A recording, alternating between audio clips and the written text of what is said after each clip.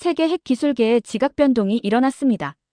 독일의 박사인 그녀는 자신의 눈을 의심했습니다. 한국의 핵연료 기술이 독일보다 20%더 안전하고 30%더 효율적이라는 충격적인 사실이 그녀 앞에 놓인 것입니다. 아시아인들은 그저 서양의 기술을 모방할 뿐이다라고 15년간 학생들에게 가르쳐온 그녀의 세계관이 무너지기 시작했습니다. 그리고 한국 연구소의 깊은 곳에서 그녀가 발견한 진실은 더욱 충격적이었습니다. 전 세계 에너지 시장을 뒤흔든 한국의 기술혁명, 그 현장 속으로 들어가 보겠습니다. 안녕하세요. 제 이름은 소피아 베커입니다. 저는 독일 출신 과학자예요. 핵기술, 그러니까 에너지와 발전소 관련 일을 하고 있죠. 매일 아침 정확히 6시 30분에 일어나고 있었어요. 제 뮌헨 아파트는 정말 깔끔했어요. 제 집은 저랑 똑같아요. 정리가 잘 되어 있고 깨끗하고 모든 물건이 제자리에 놓여 있었죠. 뮌헨 공과대학 연구실의 밝은 조명은 저에게 집처럼 편안하게 느껴지고 있었어요. 15년 동안 이곳에서 일해왔거든요. 사람들이 저를 존중해주고 있었고 제가 말할 때면 귀 기울여 듣고 있었죠. 핵 안전에 관한 제 논문들은 중요한 과학 잡지에 실리고 있었고 저는 이 분야에서 최고 중 한 명으로 알려져 있었어요. 저는 항상 독일 기술이 세계 최고라고 믿고 있었어요. 한국 같은 나라들은 그저 우리 아이디어를 베끼기만 한다고 생각했죠. 우리가 만든 걸 가져다가 조금 바꾸는 정도라고요.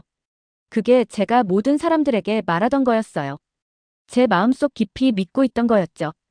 한국의 핵기술은 서양 아이디어의 복사본에 불과해요라고 수업 중에 학생들에게 말하곤 했어요. 그러면 학생들은 고개를 끄덕이며 노트에 받아 적고 있었죠.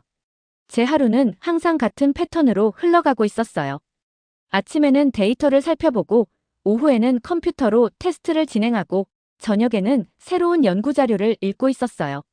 저는 이런 일상이 좋았어요. 안전하고 모든 걸 통제할 수 있다는 느낌이 들었거든요. 그러던 어느 날 모든 것이 바뀌었어요. 아침 커피를 마시며 컴퓨터로 과학 뉴스를 읽고 있었어요. 그때 한 헤드라인이 제 눈에 들어왔죠. 한국, 차세대 원자로 설계 수출 계약 체결. 커피를 거의 쏟을 뻔했어요.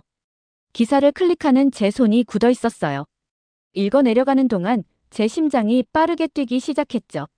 한국이 새로운 유형의 핵연료를 개발했다는 내용이었어요. 고밀도 금속 복합 연료 기술이었죠. 그 수치를 보니 우리가 가진 어떤 것보다 더 안전했어요.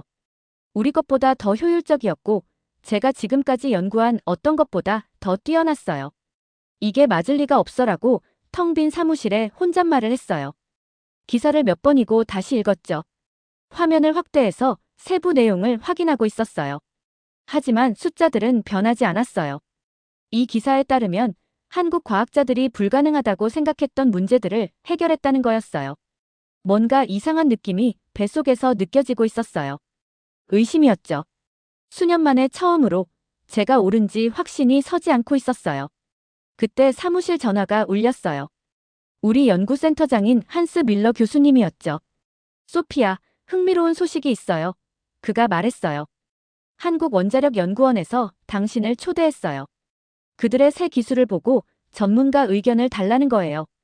어떻게 생각해요? 잠시 말을 할 수가 없었어요. 제가요? 한국에 간다고요? 제 것보다 더 나을지도 모르는 기술을 보러요? 좀 생각해봐야 할 것 같아요. 마침내 대답했어요. 전화를 끊고 창가로 걸어갔어요. 밖으로는 뮌헨시가 펼쳐져 있었죠. 익숙한 건물들, 익숙한 거리들. 제 인생 전체가 여기 있었어요. 한 번도 의심해 본 적 없는 생각과 믿음들에 둘러싸여 있었죠. 그날 밤 잠을 이룰 수가 없었어요. 계속 그 기사에 대해 생각하고 있었거든요. 만약 한국 기술이 정말 그들이 주장하는 것만큼 좋다면, 만약 그들이 정말 새로운 것을 만들었고, 단순히 우리 아이디어를 베낀 게 아니라면, 그렇다면 제가 믿어왔던 모든 것들은 어떻게 되는 걸까요? 아침이 되자 결심을 했어요. 한국에 가기로 했죠. 제 눈으로 직접 이 기술을 보기로 했어요. 만약 그들이 과장하고 있다면 내가 알아낼 거야. 가방을 싸면서 혼잣말을 했어요. 일주일 여행에 맞춰 정확히 7벌의 옷을 조심스럽게 접었죠. 노트북 제일 좋아하는 펜들, 그리고 노트북 컴퓨터도 챙겼어요. 마음 깊은 곳에서 작은 목소리가 무서운 생각을 속삭이고 있었어요. 만약 그들이 과장하는 게 아니라면, 만약 내가 틀렸다면, 그 생각을 밀어냈어요. 저는 15년 동안 이 분야의 최고 전문가였어요. 핵 안전에 관한 책을 썼고 전 세계 콘퍼런스에서 강연을 했죠. 제가 어떻게 틀릴 수 있을까요? 사흘 후 인천행 비행기에 탑승했어요. 창밖으로 독일이 구름 아래로 사라지는 걸 바라보고 있었죠. 그때는 몰랐지만 제가 알고 있다고 생각했던 모든 것이 바뀌려고 하고 있었어요. 비행기가 더 높이 올라가고 있었어요. 저는 제 편안한 세계를 뒤로하고 알 수 없는 무언가를 향해 가고 있었어요. 통제와 확실성을 좋아하는 사람에게 이건 정말 불편한 일이었죠. 노트를 꺼내서 적었어요. 1일차. 한국으로 출발. 목적. 그들의 핵기술 주장 평가하기. 그 아래에 깔끔하게 물어볼 질문들과 그들의 기술이 주장만큼 발전되었을 리 없다는 걸 증명할 수 있는 것들을 나열했어요. 승무원이 음료를 권했어요. 물 주세요. 대답했어요. 물을 마시며 지나가는 구름을 바라보면서 한국에서 저를 기다리고 있는 것에 대해 생각하고 있었어요. 저의 일부는 두려워하고 있었어요. 그 나라나 사람들이 아니라 제가 발견할지도 모르는 것에 대해서요. 만약 과학 세계에서 제 위치에 대해 제가 믿고 있던 모든 것이 틀렸다면 어떻게 될까요? 10시간이 넘는 비행 끝에 우리 비행기가 드디어 인천국제공항에 착륙하고 있었어요. 다리는 뻣뻣하고 눈은 피곤했지만 한 번도 가보지 않은 이 나라에서 무엇을 발견하게 될지 궁금증이 생기고 있었답니다. 공항에 들어서는 순간 저는 깜짝 놀랐어요. 모든 것이 깨끗하고 현대적이었거든요. 사람들은 질서정연하게 줄을 서서 움직이고 있었고 안내판도 알아보기 쉽게 되어 있었어요.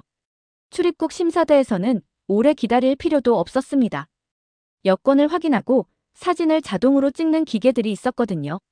이건 예상 밖인데 저는 혼잣말을 하고 있었어요. 이 공항은 제가 방문했던 유럽의 많은 공항보다 더 효율적으로 운영되고 있었습니다. 한국이 덜 체계적이고 덜 효율적일 거라고 생각했었는데 도착한 지 몇 분 만에 저는 완전히 다른 모습을 보고 있었던 거죠. 짐을 찾은 후 저는 도착장으로 걸어갔어요. 그곳에서 제 이름이 적힌 작은 팻말을 들고 있는 한 남자를 발견했습니다. 그는 검은 정장을 입고 단정하게 스타일링된 검은 머리에 친근한 얼굴을 하고 있었어요. 이분이 바로 한국원자력연구원의 이지호 박사님이었죠. 베커 박사님, 한국에 오신 것을 환영합니다. 그가 살짝 고개를 숙이며 말했어요. 그의 영어는 완벽했고 거의 억양도 없었습니다. 비행은 편안하셨나요? 저는 공손하게 고개를 끄덕였어요.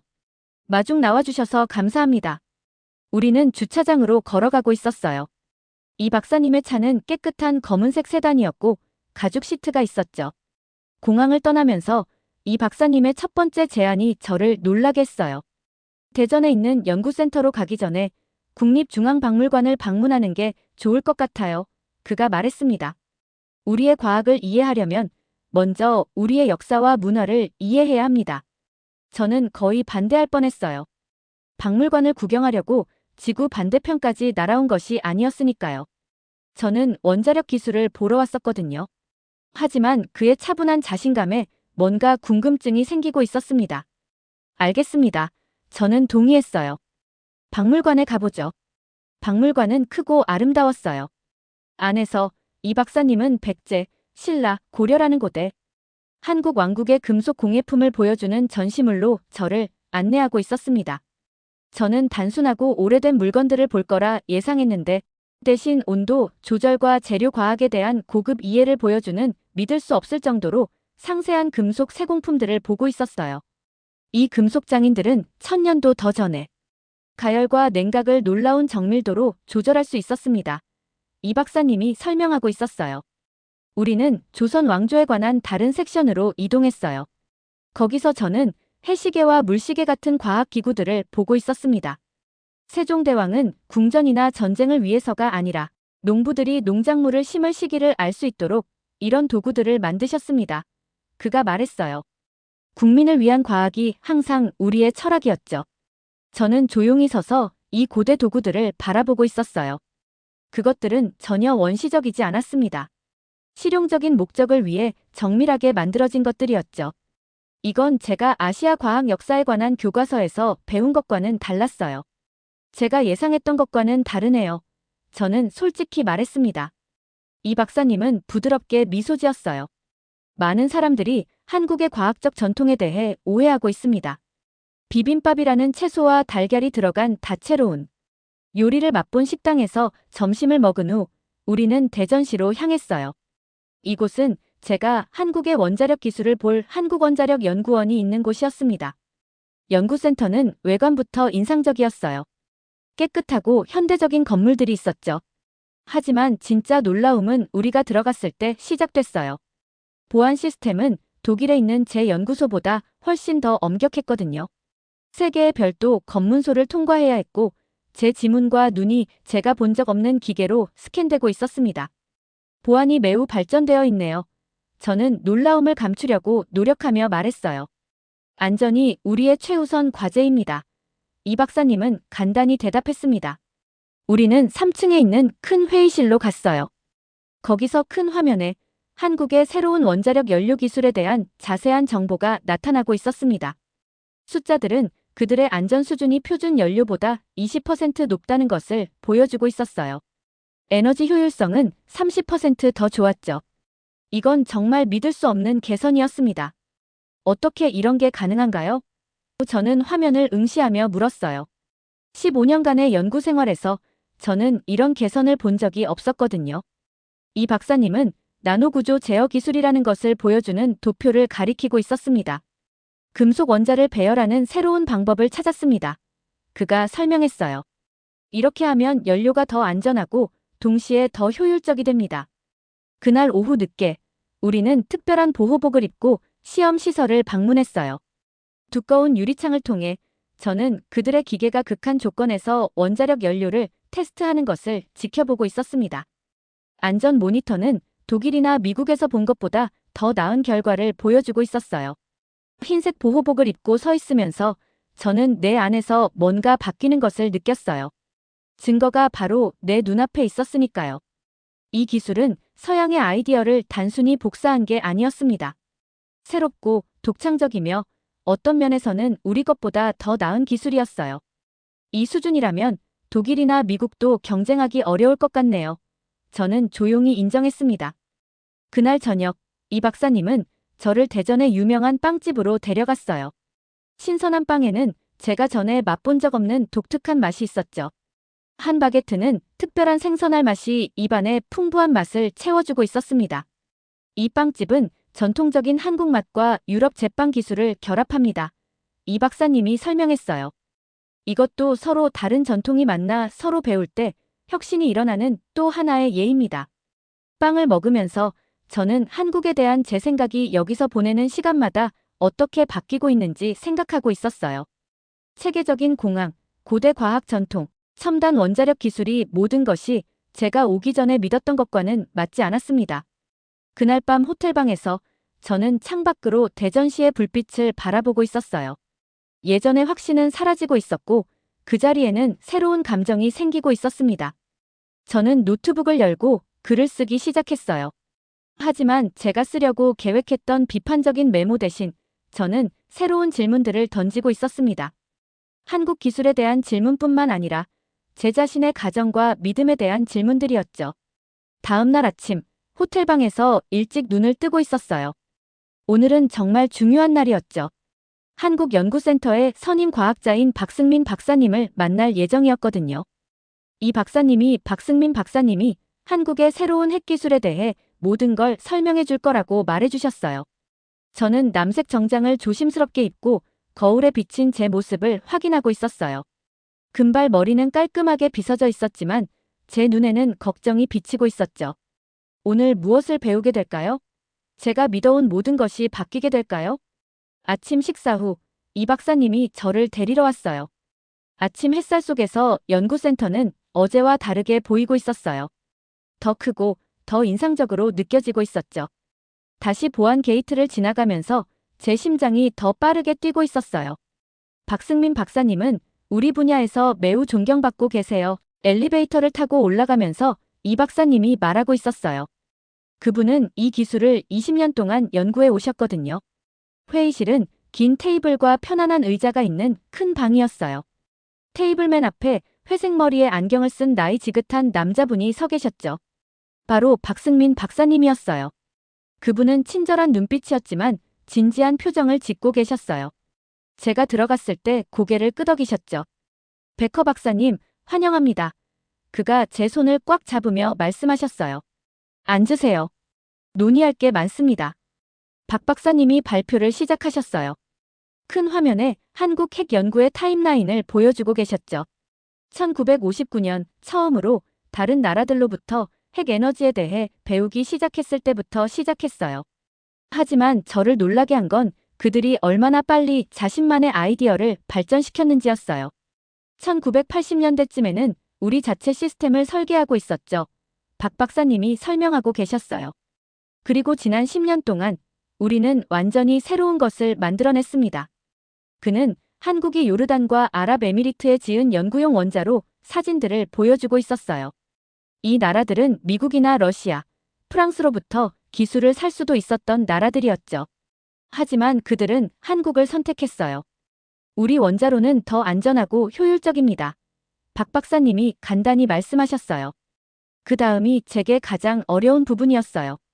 박 박사님은 세계 연구용 원자로에 대한 데이터를 보여주셨죠. 전 세계 227개 원자로 중 70% 이상이 노후화되어 곧 교체가 필요한 상황이었어요. 이건 엄청난 시장이었죠. 수십억 달러의 가치가 있었어요. 그리고 한국이 이제 새로운 기술로 이 시장을 선도하고 있었어요. 제 얼굴이 뜨거워지는 걸 느끼고 있었어요. 수년 동안 저는 모든 사람들에게 한국 기술이 서양 아이디어의 복사본일 뿐이라고 말해왔거든요. 하지만 제 눈앞의 증거는 완전히 다른 것을 보여주고 있었어요. 그들은 복사하지 않았어요. 더 나은 것을 창조해냈던 거였죠. 중성자 흡수 문제는 어떻게 해결하셨나요? 제가 물었어요. 이건 독일에서 제 팀이 수년간 씨름해온 기술적 과제였거든요. 박 박사님은 미소를 지으며 나노구조 기술의 상세한 도표를 보여주셨어요. 그들은 금속 연료 안의 원자를 다른 누구도 발견하지 못한 방식으로 배열하는 방법을 찾아냈던 거예요. 그건 단순히 영리한 게 아니라 정말 탁월했어요. 제 머릿속이 복잡해지고 있었어요. 제가 알고 있다고 생각했던 모든 것이 도전받고 있었죠. 모든 확신이 녹아내리는 것 같았어요. 저는 독일의 우수성에 대해 너무나 자신만만했고 너무 확신하고 있었어요. 이제 제가 틀렸다는 깨달음에 어지러움을 느끼고 있었어요. 점심시간에 우리는 특별한 한국 음식 도시락을 먹었어요. 작은 칸막이에 밥, 채소, 고기가 들어있었죠. 식사하는 동안 이 박사님이 한국의 철학에 대해 이야기하고 있었어요. 우리 과학과 기술은 항상 인간의 안전과 지속 가능한 발전에 초점을 맞추고 있습니다. 그가 말했어요. 기술은 사람을 위해 봉사해야지 그 반대가 되면 안 되죠. 그의 말에 생각이 깊어지고 있었어요. 점심 식사 후 저는 잠시 혼자 있고 싶다고 말했어요. 창가에 서서 연구센터 부지를 내다보고 있었죠. 흰 가운을 입은 과학자들이 건물 사이를 걸어 다니고 있었어요. 그들은 독일에 있는 제 동료들과 똑같아 보였지만 우리가 만들어내지 못한 것을 창조해냈던 거였죠. 제 강의에서 아시아 기술을 무시했던 모든 순간들이 떠오르고 있었어요. 진정한 혁신은 서구에서 온다고 학생들에게 말했던 모든 순간들이요. 깊은 부끄러움이 저를 덮치고 있었어요. 난 완전히 틀렸어. 혼잣말을 속삭이고 있었어요. 창에 비친 제 모습이 저를 바라보고 있었죠. 같은 사람이지만 생각이 바뀐 사람으로요. 그 오후, 우리는 핵연료를 시험하는 더 많은 실험실을 방문했어요. 저는 자세한 질문을 했고 한국 과학자들은 모든 것에 정직하게 답변해주고 있었어요. 그들은 그들의 방법, 결과, 심지어 아직 해결하려고 노력 중인 문제들까지 보여주고 있었죠. 그들은 아무것도 숨기지 않고 있었어요. 하루가 끝날 무렵, 저는 한국의 핵기술이 독창적이고 선진적이라는 것을 의심의 여지 없이 알게 되었어요. 어떤 면에서는 독일에서 우리가 가진 것보다 더 선진적이었죠. 그날 저녁, 이 박사님이 다시 유명한 빵집으로 저를 데려갔어요. 이번에는 다른 한국빵을 시도해봤어요. 달콤한 팥빵과 약과라고 부르는 꿀쿠키요. 맛은 제게 새로웠지만 정말 맛있었어요. 독일의 동료들에게 뭐라고 말씀하실 건가요? 이 박사님이 조심스럽게 물어봤어요. 저는 빵을 보면서 그의 질문에 대해 깊이 생각하고 있었어요. 쉬운 방법은 제가 본 것을 축소해서 말하고 제 명성을 지키는 거였죠. 하지만 그건 정직하지 않을 거예요. 진실을 말할 겁니다. 마침내 대답했어요. 한국이 독창적이고 혁신적인 기술을 개발했고 어떤 면에서는 우리 것보다 더 낫다고요. 이 박사님은 고개를 끄덕이며 제 답변을 존중해 주셨어요. 그날 밤 호텔방으로 돌아와서 저는 침대에 앉아 노트북을 펼쳤어요. 공식 보고서를 쓰기 시작했죠. 변명도, 체면을 세우려는 시도도 없이. 그저 제가 본 것에 대한 진실만을요. 글을 쓰면서 제 안에서 무언가 변하고 있다고 느꼈어요. 제 오래된 자존심이 더 나은 무언가로 대체되고 있었죠. 배우고, 협력하고, 세상을 더 명확히 보고 싶은 열망으로요. 제가 직면한 도전은 단지 기술에 관한 것만이 아니었어요. 제 자신의 편견에 맞서고 변화할 용기를 갖는 것에 관한 것이기도 했죠. 저는 제 믿음을 확인하려고 한국에 왔었어요. 하지만 대신 제가 알고 있다고 생각했던 모든 것을 바꾸는 진실을 발견했죠.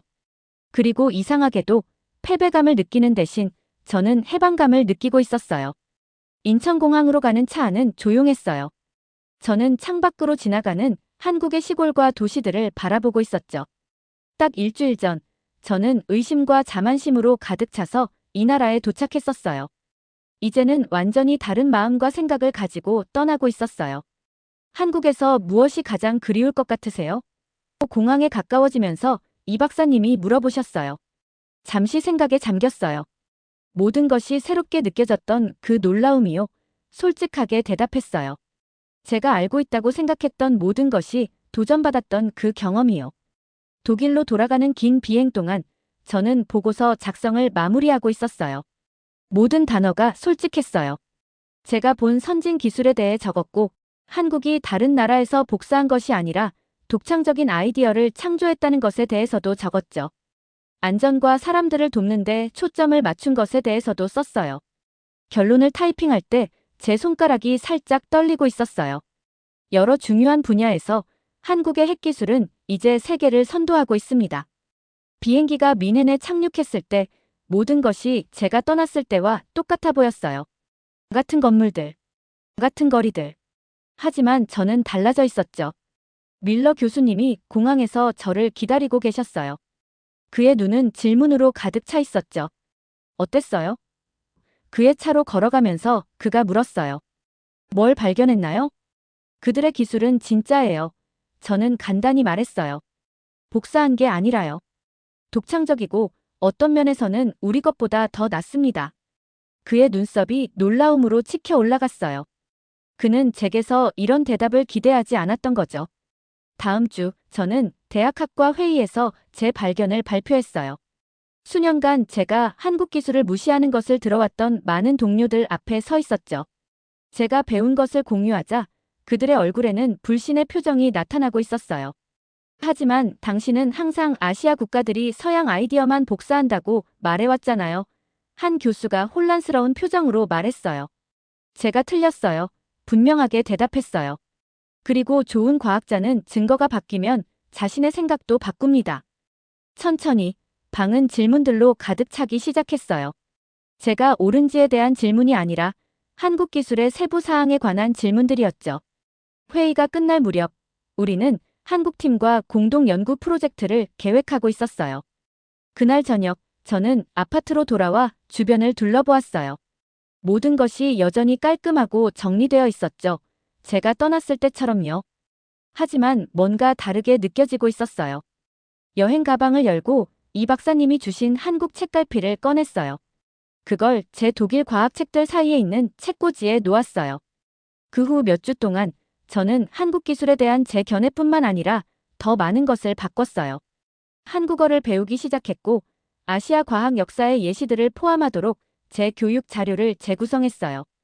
그리고 새 학생들이 제 수업에 왔을 때 제가 처음으로 말하는 것은 이제 달라져 있었어요. 과학에는 국경이 없습니다. 이제는 이렇게 말하곤 했어요. 혁신은 어디서든 올 수 있고 우리는 항상 다른 이들로부터 배울 준비가 되어 있어야 합니다.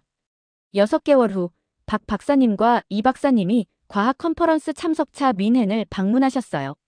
저는 그들에게 제 대학과 도시를 구경시켜드렸죠. 우리는 함께 독일 빵을 먹으며 한국 빵집과 비교하고 있었어요. 뮌헨을 가로지르는 강을 내려다보는 다리 위에 서 있을 때 박 박사님이 저를 보며 미소 지으셨어요. 가장 중요한 발견은 연구실에 있지 않아요. 그가 조용히 말씀하셨어요. 우리가 아직 배울 것이 많다는 걸 깨달을 때 진정한 발견이 시작되죠. 저는 완전히 이해하며 고개를 끄덕였어요. 한국으로의 여행은 제 과학을 바꿨지만 더 중요하게는 저 자신을 바꿨던 거예요. 진정한 지혜는 모든 것을 아는 것이 아니라 자신이 안다고 생각하는 것에 의문을 제기할 의지가 있는 것이라는 걸 배웠어요. 그리고 그것이 가장 소중한 교훈이었죠. 잘 들으셨나요? 세상에는 가슴 따뜻한 이야기들이 가득합니다. 감동 힐링 사연은 해외에서 전해지는 감동적인 사연들을 소개하며 다양한 이야기들을 통해 위로와 희망, 그리고 하루의 힐링을 선물해드립니다. 조그마한 힐링이 되셨다면 구독과 알림 설정도 큰 힘이 되어요. 다음 영상에서 더 좋은 사연으로 찾아뵙겠습니다. 시청해주셔서 감사합니다.